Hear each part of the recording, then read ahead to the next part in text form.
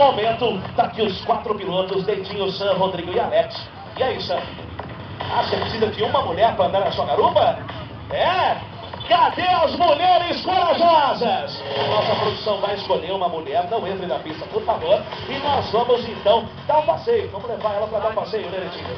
Tá certo, vamos levá-la para dar um passeio. Lembrando que nós tivemos aqui nesse quadro também do nosso programa a participação do Serginho Malandro. Eu quero saber o seu nome. Camila, muito bem, então vamos posicionar a Camila, ela que é corajosa, Dentinho. Vamos lá então, só uma voltinha só, tá ótimo. Não? Ah, é? O Sam tá me dizendo que se a galera agitar, ele vai empinar. Essa eu quero ver, essa eu quero ver, então prepara.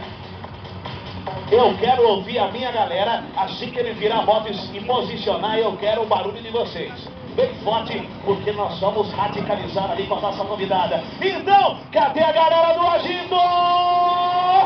A galera agitou e empinando o Sam. Subiu. Olha aí, olha só, e ela tá dando até tchau ali. Ela tá mais radical do que os pilotos? Ah, não tá não. Vamos lá, aceleração! Agora ela ficou com medo porque empinou de novo. Olha aí, perfeita manobra. Nossa convidada participando. Daqui a pouquinho teremos um super efeito na moto do Sam. E eu quero os aplausos de vocês para nossa convidada. Agora ela tá radicalizada. Agora sim tá tudo certinho usando o capacete.